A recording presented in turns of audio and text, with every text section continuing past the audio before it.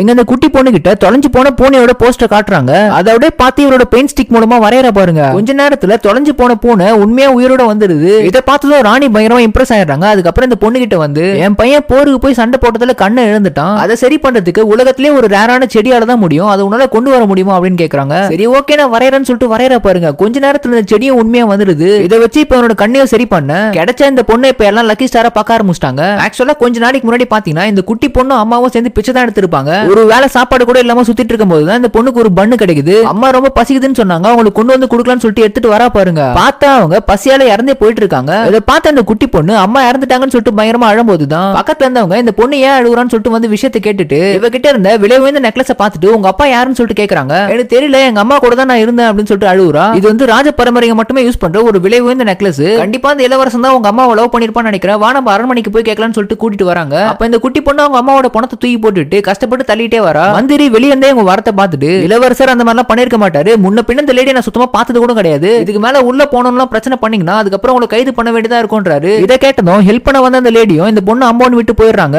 அது மட்டும் இல்லாம இளவரசருக்கு ஆல்ரெடி கல்யாணம் ஆயிடுச்சு அப்படின்னு சொன்னதை கேட்டதும் இந்த பொண்ணு மனசுடைஞ்சு போயிட்டு அம்மாவோட பணத்தை தள்ளிட்டே வரா பாருங்க. கரெக்டா அந்த சைடு இளவரசர் போகும்போது இந்த பொண்ணை பார்த்ததும் கிட்ட வந்து என்னாச்சுன்னு சொல்லிட்டு கேக்குறாரு. அப்பதான் அம்மா இறந்துட்டாங்க, எனக்கு போக இடமும் இல்லைன்னு சொல்லிட்டு பயங்கரமா அழுகுறா. இந்த இளவரசரும் யார் இறந்து போனாங்க அப்படின்னு சொல்லிட்டு இந்த அம்மாவோட ஃபேஸை கூட ஓபன் பண்ணி பார்க்கல. நான் உன்னை தத்தெடுத்துக்கிறேன் அப்படின்னு சொல்லிட்டு அரண்மனை கூட்டு போறாரு. ஏன்னா கல்யாணம் ஆயிருக்குமே கண்டி இவருக்கு ரொம்ப வருஷமா குழந்தை இருந்திருக்காது, அதனால இந்த பொண்ணு தத்தெடுத்து வந்திருக்கேன் அப்படின்னு சொல்லிட்டு கூட்டு போய் காட்டுறாரு பாருங்க. அரண்மனையில இருக்க எல்லாருக்குமே இந்த பொண்ணு ரொம்ப பிடிச்சு போயிடுது. இப்பதான் ராணி பாசமா வளர்த்துட்டு இருந்த அந்த தொலைஞ்சு போன பூனையோட போஸ்டர் கொண்டு வந்து காட்டுறாங்க. அப்படியே பெயிண்ட் பிரஷ் பண்ணுமா அந்த கேட்ட பார்த்து வரையறா பாருங்க. கொஞ்ச நேரத்துல தொலைஞ்சு போன அந்த பூனை உயிரோட திரும்ப வந்துருது. சடனா இப்ப ராஜா கூட வந்து அசிஸ்டன்ட் ஓடி வந்து நம்ம போட்ட போர் திட்டத்தை யாரோ லீக் பண்ணிட்டாங்க, நமக்குள்ளே ஒரு கருப்பாடு இருக்குன்னு நினைக்கிறேன், யார நம்புறதுனே தெரியலன்ற மாதிரி சொல்லிட்டே போக இதை கேட்டது அந்த பூனை வந்துட்டு போற கரெக்டா வழி நடத்துறதுக்கு ஒரு தளபதி ஒருத்தர் இருக்காரு, அவர் தான் ரொம்பவே நம்பகத்தன்மையான ஆளு, ஆனா என்ன அவருக்கு போர்ல சண்டை போட்டு கண்ணு போயிடுச்சு அப்படின்ற மாதிரி சொல்ல இந்த பொண்ணு இப்ப புரிஞ்சுக்கிட்டு வேகமா வந்து பாக்குறா. பார்த்தா கண்ணு இல்லாம ஒண்ணும் பண்ண முடியாது, ஒரு நாளா என் நாட்டை பாதுகாத்துட்டு இருந்த ஒரு இன்ஃபர்மேஷனும் வெளியே போனது இல்ல, ஆனா கண்ணு போனதுல நிறைய கருப்பாடுங்க நமக்குள்ளே உருவாயிடுச்சு, என்னால ஒண்ணும் பண்ண முடியலன்ற விரக்தியில கழுத்தறுத்து செத்துலாமான்னு சொல்லி பாக்குறாரு. இப்ப இந்த குட்டி பொண்ணு போய் தடுத்து நிப்பாட்ட வால் பட்டு கையில இருந்து ரத்தமே வந்துருது.